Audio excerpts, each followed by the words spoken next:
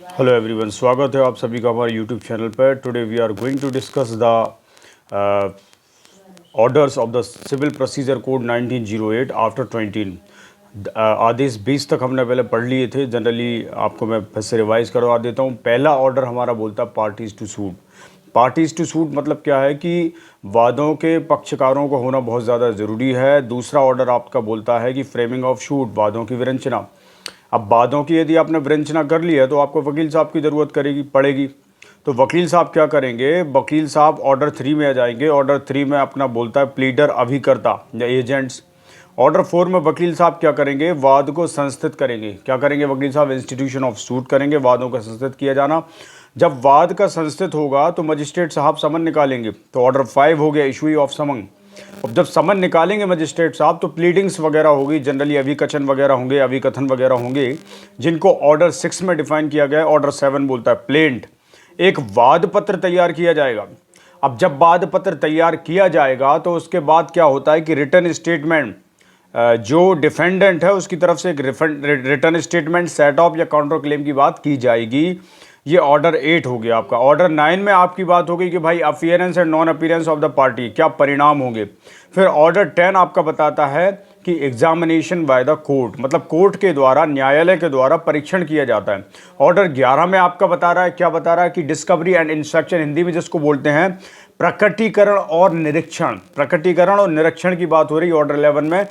Order 12 की बात करें तो 12 में एडमिशन स्वीकृतियां होंगी। मजिस्ट्रेट साहब सारी चीज़ें देखेंगे, दोनों पक्षों को सुनेंगे और वाद को संस्थित हो जाएगा, शमन वगैरह निकाल लिया जाएगा। जब रिटर्न स्टेटमेंट दे दिया जाएगा डिफेंडेंट के द्वारा तो क्या होता है कि ऑर्डर 12 में एडमिशंस होंगी, स्वीकृतियां होंगी।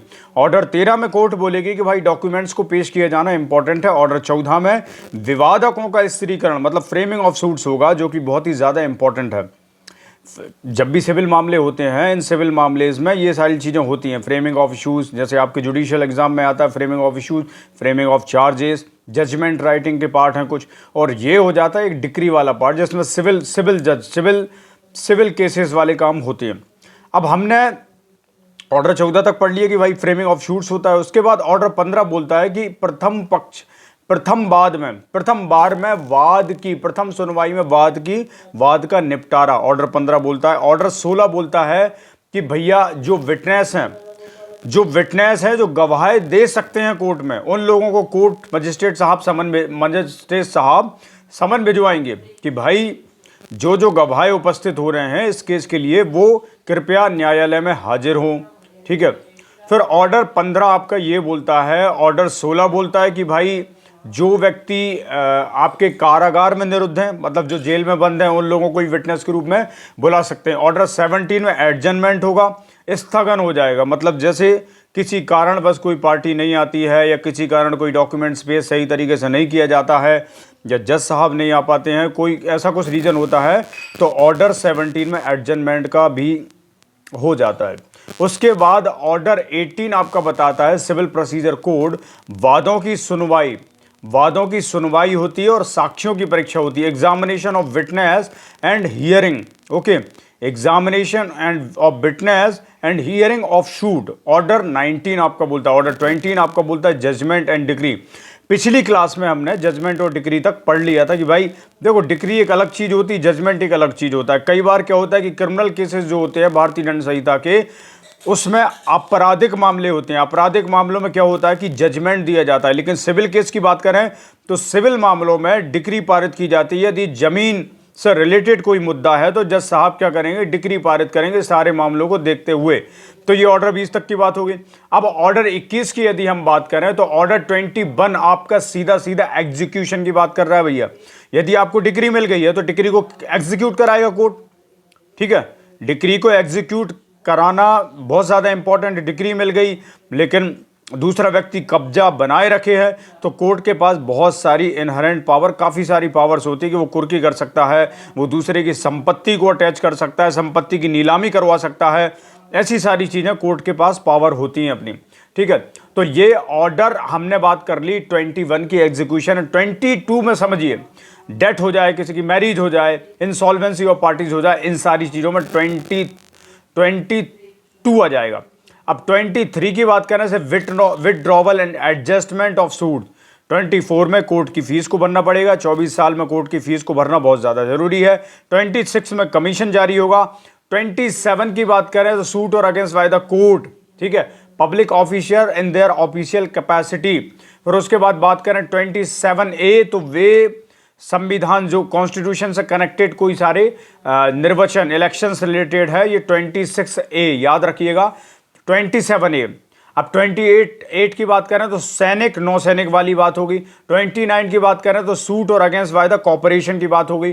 30 की बात करें तो फर्मों के अपने नामों से भिन्न कारोबार चलाने वाले व्यक्तियों द्वारा या उसके विरुद्ध वाद। 31 में सूट और अगेंस्ट बाय द एग्जीक्यूटर। अब मैं कोशिश करूंगा पहले तो आपको 20 के बाद 21 से लेकर 40, हम 35 तक याद करेंगे, फिर 35, 36 से लेकर फिर 51 तक याद करेंगे, तो धीरे धीरे ये प्रोसेस चलता रहेगा। अभी 35 तक आ जाइए कि 31 बोलता है न्यायियों, निष्पादकों, प्रशासकों द्वारा या उनके विरुद्ध वाद। 32 में आपका क्या होता है कि जो विकृत अनसाउंड माइंड जो लोग हैं उन लोगों के लिए भी, उन लोगों के विरुद्ध भी वाद, उनके द्वारा विरुद्ध वाद, व्यक्तियों द्वारा या उनके विरुद्ध वाद किया जाता है, वो सारी चीजें इंक्लूड की जाएंगी। लेकिन ये 32 जो है वो इसी में आता है। 32A का ऑर्डर की बात करें, 32A का ऑर्डर अवयस्कों और विकृत कुटुंब से संबंध रखने वाले व्यक्तियों के अंतर्गत ऑर्डर 32 आता है। ऑर्डर 33 की बात करें, we can say that order 33 related to the indigent person, मतलब निर्धन व्यक्तियों द्वारा वाद ऑर्डर 33 में इंक्लूड किया जाएगा। ऑर्डर 34 की बात करें तो स्थावर संपत्ति, मतलब इमूवेबल प्रॉपर्टी से रिलेटेड है, ऑर्डर 24। ऑर्डर 35 की बात करें तो इंटरप्लीडर कोड है, जो कि सेक्शन 88 के साथ पढ़ना आपको जरूरी है। धारा 88 ऑफ द सिविल प्रक्रिया संहिता के साथ पढ़ना जरूरी है। तो ये सारी चीजें हैं। अगले टॉपिक में या अगली वीडियो में I will try to make the separate video from this section and order we have to learn separately. Okay, कौन से सेक्शन के साथ कौन से ऑर्डर्स पढ़ना है, ऑर्डर्स के अंदर रूल्स होते हैं, रूल जाना बहुत जरूरी है। सीपीसी एक बहुत ही अच्छा, थोड़ा सा कठिन माना जाता है जनरली सब्जेक्ट, लेकिन हम इसको बहुत ईजिली तरीके से पढ़ने की कोशिश करेंगे। यदि आप जुडिशरी का बैच ज्वाइन करना चाहते हैं तो freely we are trying to provide the classes online, so contact us and send mail. Okay, so thank you so much. Thank